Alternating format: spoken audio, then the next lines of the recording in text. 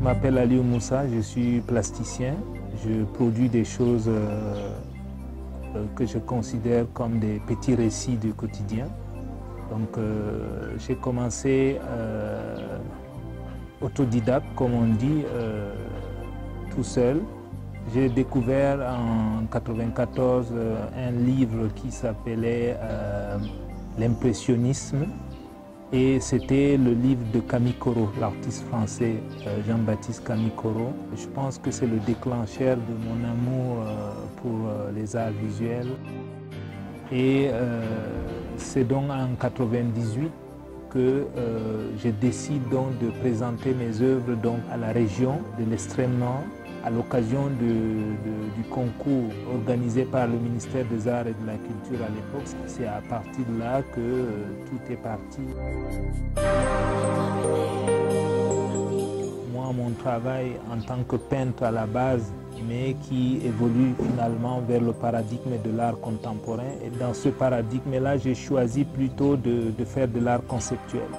Après un voyage en Italie en 2010, j'ai découvert le grand artiste Michelangelo Pistoletto qui a excellé dans l'arte povera en Italie dans les années 60. Quand j'ai découvert son travail, j'étais choqué en fait de voir qu'il utilisait des objets usagés, des objets jetés, abandonnés, et c'était exactement ce que je faisais au Cameroun, mais seul dans mon coin. Je voulais dire ce que je ressens autour de moi, je voulais dire mes souvenirs, je voulais raconter des récits, mais qui ne soient pas seulement à travers la peinture. C'est là où j'ai commencé donc à utiliser la friperie, donc des vêtements de seconde main, comme une expression plutôt poétique en fait. Donc je prends des vêtements, je les assemble.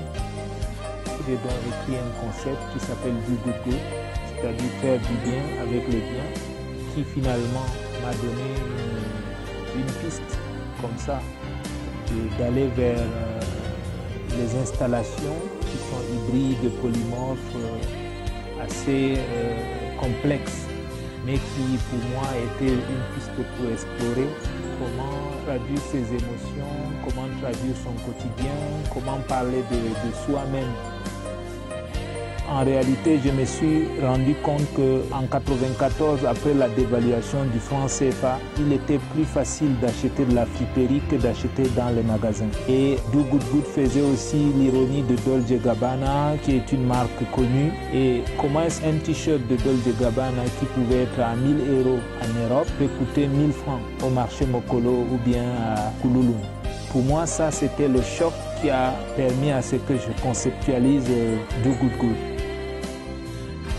Depuis 2006, après le retour d'un voyage avec des collègues dans un projet qu'on a intitulé Exit Tour, je me suis consacré uniquement sur le travail de textile en fait. Le fait de voir que ma mère m'a élevé avec l'économie du textile jusqu'à un certain niveau. Elle m'a amené à l'école. Retisser le textile, c'était à la fois un hommage pour ma mère, mais aussi c'était une manière de raconter le début du capitalisme avec l'Angleterre, les États-Unis, l'histoire de l'esclavage, parce que le coton a un lien très direct avec l'esclavage. Le coton, le tissage ou le textile a fondamentalement un lien aussi avec la culture africaine, parce que quand on voit le pagne, on parle de pagne africain. Là, je sors de Bruxelles où j'ai travaillé avec un ami à moi, plasticien aussi, artiste, sculpteur à la base, Martin van der Edge, avec qui on a présenté le projet Independent, un projet basé sur le textile et qui raconte donc l'histoire du commerce triangulaire. Et en 2010, c'était le cinquantenaire de 17 pays africains qui célébraient l'anniversaire de leur indépendance dans les années 60.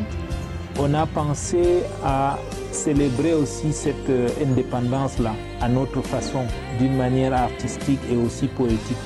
On s'est dit qu'il fallait au départ fragmenter les deux mots, On a donc mis in écrit en blanc sur un t-shirt noir et dependence écrit en noir sur un t-shirt blanc. Independence, c'est lit quand on est deux. Et il fallait faire dans la performance le choix de in et de dependence. Et donc c'est quand tu es avec moi qui ai dependence et toi qui es in, qu'on peut être indépendance. Ce n'est pas le contraire. On se rend compte qu'on est indépendant quand on est ensemble, quand on réunit nos deux forces. Ce n'est pas quand tu es isolé, tu fais ton fort et moi je fais mon faible qu'on est indépendant.